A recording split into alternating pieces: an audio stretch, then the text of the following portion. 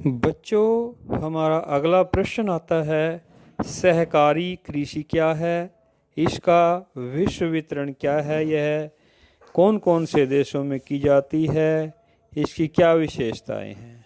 तो प्यारे बच्चों, सहकारी कृषि कृषि करने की एक ऐसी पद्धति होती है कि किसान उसके जो संसाधन होते हैं, उसकी जो भूमि होती है, कई किसान मिलकर आपस में एक सहकारी समिति का निर्माण करते हैं ताकि उनके क्षेत्र आपस में मिलकर विशाल हो सकें और उन पर मशीनों का प्रयोग किया जा सके, आधुनिक तरीके से खेती की जा सके। तो इस प्रकार बहुत से किसान मिलकर अपनी छोटी छोटी जोतों को, अपने संसाधनों को आपस में मिलाकर जोतों का आकार बड़ा कर लेते हैं और खेतों में मशीनों का अधिक से अधिक और आधुनिकतम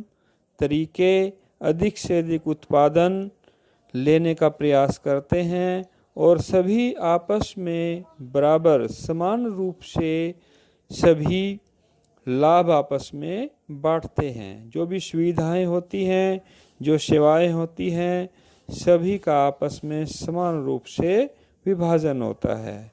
तो यदि हम इसके विश्व वितरण की बात करते हैं तो विश्व में डेनमार्क विश्व विख्यात है सहकारी कृषि में। यहाँ संपूर्ण देश में जितने भी किसान हैं, प्रत्येक किसान सहकारी समिति का सदस्य है।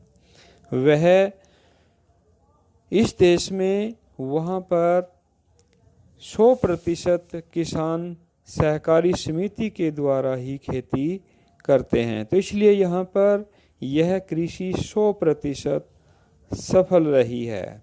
इसके साथ में लगते हुए अन्य देश हैं, डेनमार्क के साथ में ऊपर स्कैंडिनेवियन कंट्रीज़ में जैसे कि नॉर्वे, स्वीडन, इन देशों में भी सहकारी समितियां बनाकर सहकारी कृषि की जाती है। इसी प्रकार से डेनमार्क के साथ में जो ये कंट्री है जैसे कि नीदरलैंड में भी सहकारी कृषि की जाती है और बेल्जियम में भी सहकारी समितियों का निर्माण करके सहकारी कृषि को अंजाम दिया जाता है। ऐसे ही यदि हम नीचे चलते हैं तो इटली में भी सहकारी कृषि की जाती है।